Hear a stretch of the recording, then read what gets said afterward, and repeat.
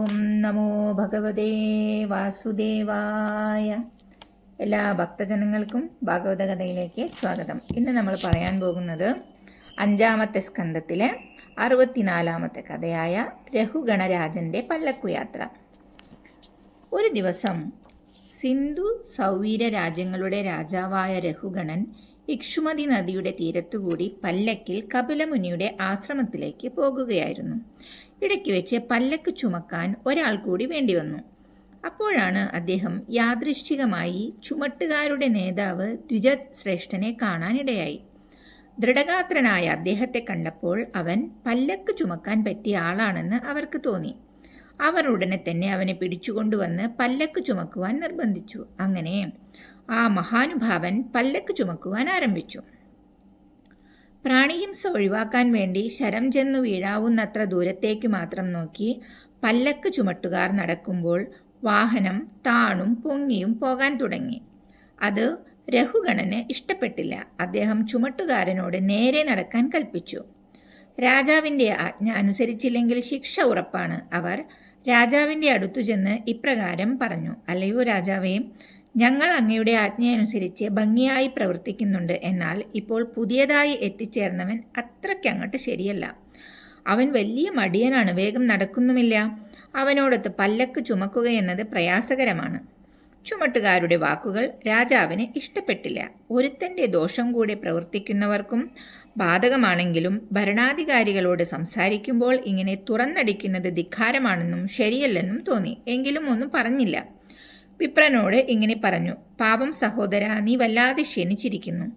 പോരെങ്കിൽ വയസ്സും കുറയായി. പക്ഷേ കൂട്ടുകാർ അങ്ങനെയല്ലല്ലോ. അതുകൊണ്ട് അവർ പറയുന്നതൊന്നും മുഖവിലയ്ക്ക് എടുക്കേണ്ട.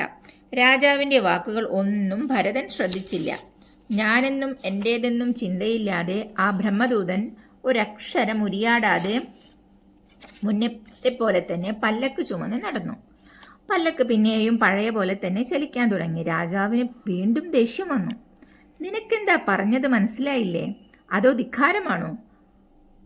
ജീവൻ മൃതനായ നീ എന്നെ നിസ്സാരനാക്കിയോ? അഹങ്കരിക്കുന്നവനെ കാലൻ കൊടുക്കുന്ന ചികിത്സ തന്നെ നിനക്ക് ഞാനും തരുന്നുണ്ട്.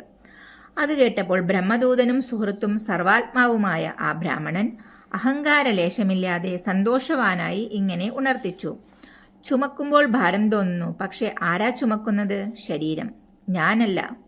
പോകുന്നവന് പ്രാപ്യമായ ഒരു സ്ഥാനം യഥാർത്ഥത്തിൽ ഉണ്ടെങ്കിലല്ലേ സഞ്ചരിക്കേണ്ടതുള്ളൂ. സർവവ്യാപിയായ ആത്മാവിന് സഞ്ചാരമില്ല. ആദി, വ്യാധി, വിശപ്പ്, ദാഹം, കോപം, അഹങ്കാരം, ദുഃഖം, ആസക്തി തുടങ്ങിയവയെല്ലാം ദേഹത്തോടുകൂടി പിറക്കുന്നവന് മാത്രമേയുള്ളൂ. ഞാൻ ജന്മാതിരഹിതനാകയാൽ എനിക്ക് ബാധകമല്ല. വികാരം ജനിക്കുന്നതും മരിക്കുന്നതുമാകുന്നു. രാജാവെന്നും ഭൃത്യനുമെന്നുള്ള ബന്ധത്തിന് വെറും അജ്ഞാനജനിതമായ ലോകവ്യവഹാരമെന്നല്ലാതെ മറ്റൊരു കാരണം ഞാൻ കാണുന്നില്ല. ഈ സ്ഥിതിയിൽ ആരാണ് ഭൃത്യൻ, ആരാണ് യജമാനൻ? ഞാൻ എന്തു ചെയ്യണം? പറഞ്ഞു തന്നാലും. ഭ്രാന്തനെപ്പോലെയും മത്തനെപ്പോലെയും ഇരിക്കുന്നവനും വാസ്തവത്തിൽ സ്വരൂപസ്ഥിതനുമായ എനിക്ക് അങ്ങയുടെ ചികിത്സ കൊണ്ട് എന്തു കാര്യം? ഇങ്ങനെ രാജാവിന് ബോധം പകർന്നു കൊടുത്ത ജ്ഞാനിയായ ബ്രാഹ്മണൻ തൻ്റെ പ്രാരാബ്ധ കർമ്മം അനുഭവിച്ചു നശിപ്പിച്ച ശേഷം വീണ്ടും പല്ലക്ക് ചുമന്ന് നടന്നു. ബ്രാഹ്മണന്റെ വാക്കുകൾ കേട്ടപ്പോൾ തത്വവിചാരത്താൽ രഘുഗണൻ ജ്ഞാനിയായിത്തീർന്നു. അഹങ്കാരം വെടിഞ്ഞ് അദ്ദേഹം ശുദ്ധ മനസ്സിന്റെ ഉടമയായി വിളങ്ങി. പല്ലക്ക് നിശ്ചലമായി. രാജാവ് അതിൽ നിന്നും താഴെ ഇറങ്ങി ബ്രാഹ്മണന്റെ കാൽക്കൽ വീണ് നമസ്കരിച്ച് ക്ഷമായാചനം ചെയ്തു.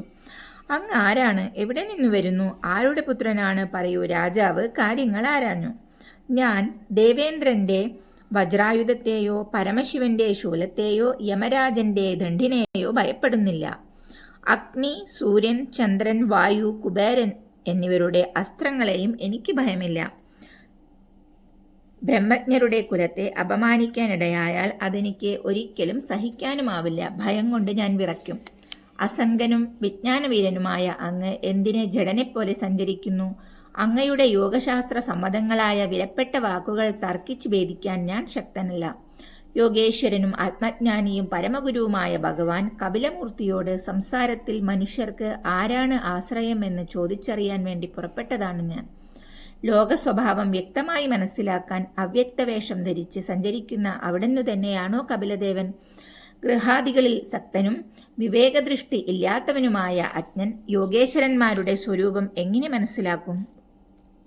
ആത്മസ്വരൂപനായ എനിക്ക് കർമ്മം കൊണ്ട് ക്ഷീണം അനുഭവപ്പെട്ടു. അതുകൊണ്ട് ഭാരം ചുമന്നു നടക്കുന്ന അങ്ങേക്കും അതുണ്ടെന്നു ഞാൻ കരുതുന്നു. ഈ വ്യവഹാരമാർഗം പ്രാമാണികമായി തന്നെ സ്വീകരിക്കപ്പെട്ടിരിക്കുകയാണെന്ന് സാരം. ഇല്ലാത്ത കുടം കൊണ്ട് വെള്ളം കോരാനാകില്ല. അതുകൊണ്ട് കുടം ഉണ്ടെന്ന് പറഞ്ഞേ പറ്റൂ. ആ നിലയ്ക്ക് ലോകവ്യവഹാരവും പരമാർത്ഥം തന്നെ. അടുപ്പിൽ വെച്ച പാത്രത്തിന് ചൂടുപിടിക്കുമ്പോൾ അതിലൊഴിച്ച പാലും ചൂടാകുന്നു. പാൽ ചൂടുപിടിക്കുമ്പോൾ അതിലിട്ട അരിയും വേവുന്നു. അതുപോലെ ശരീരേന്ദ്രിയ അന്ധകരണങ്ങളുടെ ബന്ധത്താൽ അവയുടെ ധർമ്മങ്ങൾ വ്യക്തിയിലും പ്രവർത്തിക്കുന്നതിനാൽ വ്യക്തിക്ക് സംസാരം സത്യമായി തന്നെ വരുന്നുവെന്ന് കരുതണം. തൻ്റെ യജമാനഭാവം സ്ഥായിയായില്ലെങ്കിലും ഒരാൾ രാജാവാകുമ്പോൾ അയാൾ പ്രജകളുടെ ശാസകനും സംരക്ഷകനുമാകുന്നു. രാജാവ് ഭഗവാന്റെ കിങ്കരന്മാരെ അനുസരിക്കുന്നതും ധർമ്മം അനുഷ്ഠിക്കുന്നതും ഒരിക്കലും പിഷ്ടപേഷണമാകുന്നില്ല. ഭഗവാനെ ആരാധിക്കുന്നവൻ സർവപാപങ്ങളിൽ നിന്നും മുക്തനാകുന്നു. രാജാവാണെന്നുള്ള അഹങ്കാരം കൊണ്ട് മഹാപുരുഷനായ അങ്ങയെ നിന്ദിക്കാൻ ഇടവന്നു. ആ പാപത്തിൽ നിന്നും കരകയറുവാൻ അവിടുന്ന് എന്നെ സ്നേഹദൃഷ്ടിയോടെ അനുഗ്രഹിക്കുക. സർവജീവജാലങ്ങൾക്കും സുഹൃത്തായും സഖാവായും സമഭാവത്തിൽ വർത്തിക്കുന്നവനുമായ അങ്ങേക്ക് എൻ്റെ തിരസ്കാരം ഒന്നുമല്ലെങ്കിലും എന്നെപ്പോലെ ഒരു കുറ്റക്കാരൻ സർവശക്തനാണെങ്കിലും മഹാപുരുഷ തിരസ്കാരത്താൽ നാശമടയും. ഹരേ കൃഷ്ണ. ഓം നമോ ഭഗവതേ വാസുദേവായ. ഇനി നമുക്ക് ഭാഗവതത്തിലെ അടുത്തൊരു കഥയുമായിട്ട് അടുത്ത ദിവസം കാണാം. അതുവരെ എല്ലാവർക്കും നമസ്കാരം. ശ്രീകൃഷ്ണാർപ്പണമസ്തു.